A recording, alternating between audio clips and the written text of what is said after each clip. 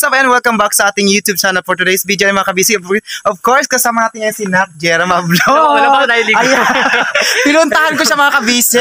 Pinuntahan ko yung ating anak-anakan, di ba? Kasi nga, sabi niya na boring na raw siya. Sabi ko, kaya ayan, sabi ko punta ko dyan sa bahay niyo, puntahan kita at dadalhin kita doon sa sa bayan. Sabi ko, tama kita dadalhin na. Oo. Sa restaurant, siyempre, di ba? Sana ko dadalhin, basta kasama lang ako. I-invite ngayon natin sa Anak Jera na pumunta doon sa restaurant, guys, di ba? So ngayon, siyempre, hindi lang si Anak Jera, siyempre kasama rin natin ngayon si Mother Lynlyn. Ayan, pupuntahan natin ngayon siya doon sa kanyang tahanan, mga kabisig. So siguro kung hindi nyo pa nakikita ang kanyang tahanan before, so ayan, nakita na ba? Parang napakita natin ni Japet, diba? So ngayon, actually ako makabisig, first time ko lang din pumunta dito sa bahay nila, Mami Lynlyn, di ba? Kasi nandito sila ngayon, so sinundo sila dito sa bahay ni si Anak Jera kasi is dito sa bahay ng kanyang lola. Kaya hindi ako natulog kagabi. Oo. So kaya ayan, tapos ito pa, nag-ano ko ba dyan dahil nagpagaling ka na? So yan, medyo okay na rin po si Anak Jera. Sana hindi na siya, hindi na sakitin kasi bibigyan ko na siya ng lalaki. Ayan! Ilan ba? Ilan ba ang kaya mo? Kung ilan ibibigay mo? Joke lang mga kabisig, walang lalaki, di ba? So gusto ko lang siya, para at least ma-relax siya sa kanyang, pag-iisip kasi baka biglang, mag-suicide. Walang ganun din. So, ayun na mga kabisig, nandito na tayo sa bahay ni Mother Lynlyn. Papakita mo natin. First po si Mother Lynlyn, sasabi ko sa inyo. Naligo na po siya, ako na yung hindi. Yes, let's welcome the new Lynlyn. Mother Lynlyn! Ayan, si Mother Lynlyn. Ang first ni Mother Lynlyn, promise. Wow. Lipstick na ang kulang, Mother Lynlyn. So, kailangan mag-lipstick pa tayo, ha? Perfect. Mother Lynlyn, pakita mo natin yung bahay mo bago tayo umalis, diba? So, ayan. Mother Lynlyn, i-tour natin, i-tour mo naman kami sa iyong bahay. Kasi, Mother Lynlyn, first time ko natin pumunta dito sa bahay mo. Kaya, ayan. Kailan bahay yung isa? Sa uncle mo. So ito mga kabisig, ang bahay ni Mother Lynlyn. So ayan. Ito niya tayo. Dito rin kayo. Ala, sana minsan maka-steering kami dito. Gusto na ma-experience yung yung very tahimik na lugar, di ba? Nangangawil siya dito kami nagluto ng isda. Oo, dito. Kasi minsan yung ala, saan kayo nangangawil ng isda pala? Gusto ko rin ma-experience yun. Sa dagat. Ay, sa dagat mismo. Ay, medyo malayo pa din mo, Mother. Ano yun dyan, Mother? Ilog. So punta natin ilog. Oo, tabi-tabi po kasi bago lang po tayo dito. So, yan, may ilog pala dito kay Mother Lynlyn. Ayan. Ay, oo, ayun, ilog siya, guys. So, ibig sabihin to, Mother Lynlyn, dito kali kay Mother Lynlyn, itong ilog na to, pag malalim din to talaga siya? Malalim yan. Ito yung nagbaha nakaraan. Oo? Nag-apaw yan. Apaw to, punta sa bahay nyo? Ay, perfect. Perfect. Totoo, ganon. As in na, tong bahay nyo? Buti hindi na, yung bahay mo? Wala rin.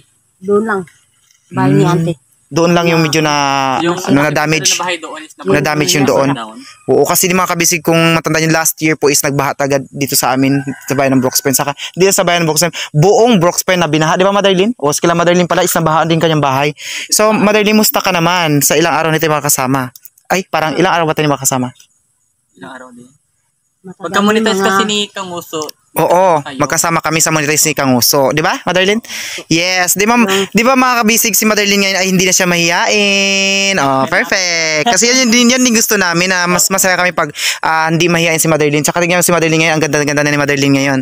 Di ba? Fresh from the farm. Lost ako, di ba? Ako nakakaligo. Kaya nga. So ayan, so okay na ilog na yan. So dito tayo sa kanyang Si Mother Lynlyn, saan yung kusina mo, Mother Lynlyn? Doon, sa loob. So ito, alam nyo guys, nagkwentuhan kami ng mga kamag-anak ni Mother Lynlyn. Yung bahay na to pala is si Mother Lynlyn lang mismo nagbuo.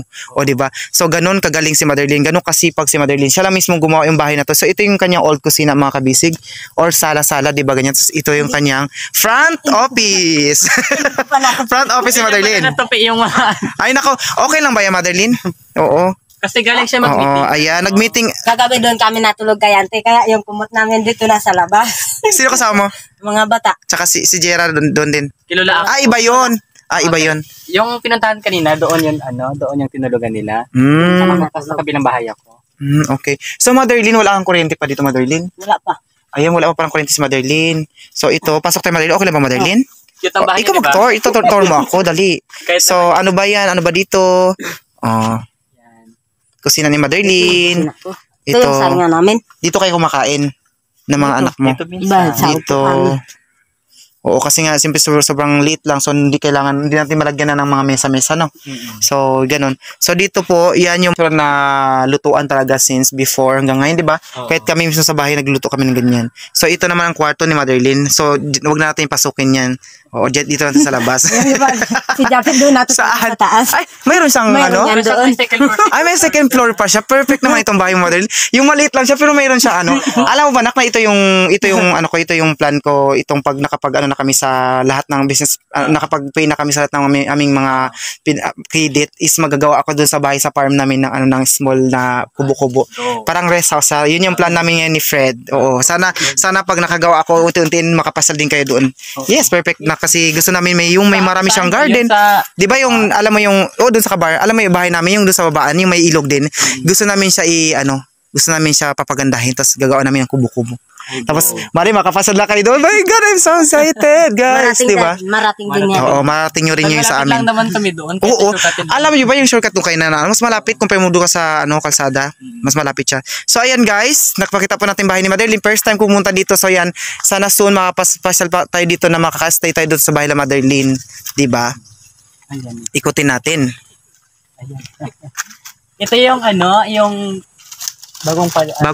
ito na yung ginano mo nakaraan, Motherlyn? Yung ginawa mo. Yung Japet, di ba? Oo, yung sa vlog ni Japet. Yan na yan. Oo. Yan, ayan siya. Ay, kaya pala marami din sa inyo. So yan mga kabisig, yung pumakita yung parang niyog, yan po ay parang palm na basta yun. Oo, hindi ko rin alam na yan ay ginagawang nipa. Ginagawang pawid. Alam, may tinik sa Motherlyn pala. May tinik sa dulo. Alam, buti hindi ka natitinik nung ginawa mo to. Hindi rin. Hindi rin. Expert So si Motherlyn expert talaga sa lahat ng bagay. Sobrang sipag ni Motherlyn. So ayan guys, so ngayon dahil hapon na, so so kaya ngayon mag-vlog tayo dun sa bayan, mag-vlog ka. So ayan na guys, yan mga kabisig, dahil na-tour na rin po natin yung bayan ni Ate Lyn, napunta na po ng bayan natin Ate Lyn. So ngayon dahil hapon na po, uwi pa tayo ng bayan. So sobrang layo pa po kami sa bayan, almost 45 minutes pa po from dito sa kila Motherlyn papunta ng bayan. So kaya bibiyahe pa kami. So tatapusin natin ang vlog. Kung bago lang kayo sa aking YouTube channel, Motherlyn! Don't forget to subscribe! Bye-bye!